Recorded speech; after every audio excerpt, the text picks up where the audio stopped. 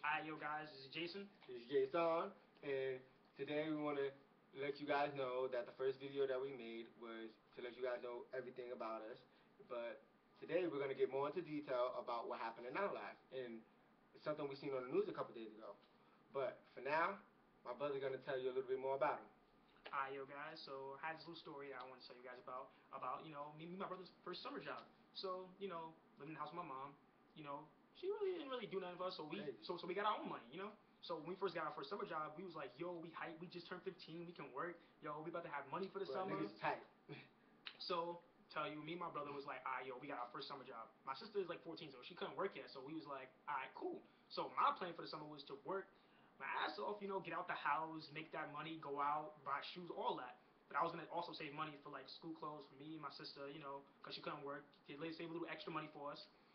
So I went to my mom and I was like, yo, I want to open up a bank account to save my money, so I don't get like tempted to like spend it on like too much stuff or go out and buy too much, whatever. You feel me, kids? You feel me? Yeah, right. Because it's like my first summer job, so I know I'm about to go spaz and go buy everything. So I was like, yo, I want to save that money.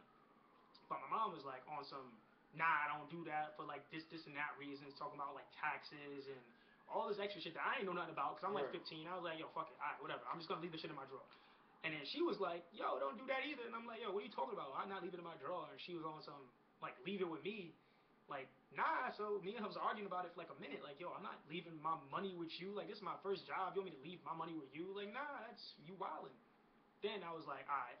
So we both decided to give her like half our paychecks. Like, all right, that's reasonable. You get half, save it, and we'll use the other half to do whatever the hell we want it with. So that being said, the summer went on like normally. We got paid. All our friends got together. We went out. We was buying shoes, buying clothes, all that, and we was saving up that money. And mind you, me and my brother got paid like, I mean, we got paid like around the same money. So I got paid like 360 every 2 weeks for like 4 weeks, and then we had like a bonus and extra fees that we got extra from the jobs that we was at because we got bonuses and tips and whatnot. So by the end of the summer, I should have had somewhere like around $750 to like $1,000 based off just saving up the money, plus my last check, plus bonuses and all the other stuff that I had.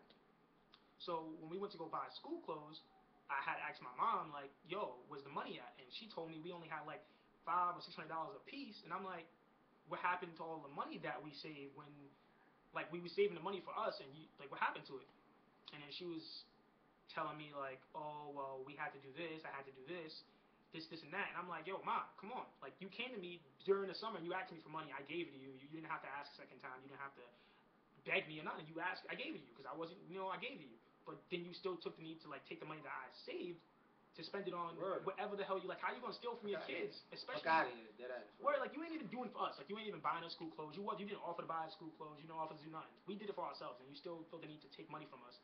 And I found that to be like mad fucked up because like, yo, come on. And that leads on, like that goes on. That story goes on because look, see, as I got older, look, as we go older, I can tell you that went on. It never stopped because look, one day I got home from work. Boom, my mom asked me for bread. She's like, yo, she demanding it. She's like, yo, you got my money? And I'm like, that's exactly what she said. Do you got my money? And I go, no. So then me and my sister go out. We go chill. You feel me? We go chill, and then we come back. We go to sleep. I knock out. You feel me? After I get finished chilling, enjoying my money. You feel me? I chill, went to sleep. Now I wake up. It's not even the next day. I wake up like in the middle. Like I don't know what time it was, but I wake up and it's like 10 cops in front of me. It's 10 cops in front of me and one on the bed behind me on the bed. I'm like, yo, what's going on? Like, what happened? Like, and as I'm asking them what's going on, they responded to me saying, yo, we don't have time for this. Let's go. And I'm like, hold on. What happened? What's going on? What's the problem? And then they just attacked me. Now, as they beating me down on the floor, I'm looking up to my mom like, yo, what's good? Like, what's the problem, yo? And then she's just sitting there watching me. She's just sitting there watching me. Bro, she didn't even say nothing. Like, how Like, you? yo. Come on. And they put, the cops had the cuffs on my arms, dumb tight, dumb tight. Like, so, OD tight, for the people who don't know it, you feel me? It was very tight. But and These so marks and shit. yeah, so like I went into the now I'm in the precinct and they like now like in the jail cell. Now they like, yo, another officer asked me, yo, what happened? I'm like, I don't know, officer. Nigga, I'm like, nigga, I don't know. Like, I don't know. I woke up and 10 cops was in front of me. Like, 10 cops was in front of me. And I'm like, yo, I don't know what happened. They just attacked me. So then he's like, all right, cool. Not he ain't say all right, cool, but like he seen that the handcuffs was tight on my arms, so he loosened them for me. Boom. The next morning I had court. Now my man's and my sister was there, and luckily for me, that the judge said I can stay. I can. She put an order. The judge put an order of protection on me and my mom. But luckily the judge said I could go to my man's crib because if I didn't go to my man's crib, they would have sent me to jail, and I'd have had nowhere else to go. Nowhere else to go. I would have been in jail. They would have put me in jail because they put an order of protection on me and my mom. Like so, to prove that, like the story goes on. Like it keeps going. Yeah, and it's like I for instance, like my mom, like I understand, like there's a lot of parents out there who had messed up childhoods, like kind of like how we had to go through, like with us, and I know how they probably especially when we live that in Yonkers, there's a lot of people that grow up, they going off of child care or like just they going off like a lot of shit, like like child care, like just a bunch of different shit to get money. A lot of them either don't work or they just get money from the state, which I mean, I personally, I understand that. Like, all right, cool, that's what you do, that's how you have to get by. But if you're not willing to do for your kids, and you're not willing to like go out and just like buy shit or use the money that you get from us on us, that's cool. But when your kids go out and like do their own shit, it's like, yo, why are you over here trying to like shit on us when we doing it for ourselves? Because that just like sends a fucked up image to like every kid. Like, yo, you not doing for me, and then when I do for myself, you still gonna shoot me down. So I have like no ways to get out of it. And word for the parents, like for the parents out there, I don't mean to cut you off, but you know how that is. But like, yo, but like for the parents out there, like for the kids, for the parents out there who think the kids don't want the kids that you're not around, don't want to see you. They want to see you. They want to be around you. They want to get to know you. No matter how or what happened, they want to meet you. They want to know who you are. Every kid wants to know their parents, both their parents. Every kid wants to know that. Like, but to be fucked up to them is just like a whole different level of everything. You feel me? And we know and like another thing we was watching on the news the other day. Yeah, a couple of days ago it was. We Not was it yesterday? Nah, Not, it was like I don't remember if it was yesterday it or was a something. few days ago. It was a couple of days ago. But what happened was um it was this. Nah, it was these two kids. These two 12-year-old girls, right? These two Right. 12-year-old girls in Wisconsin. Right. So these girls, they apparently watched some type of video about some Slender Man or whatever on YouTube, or like on YouTube.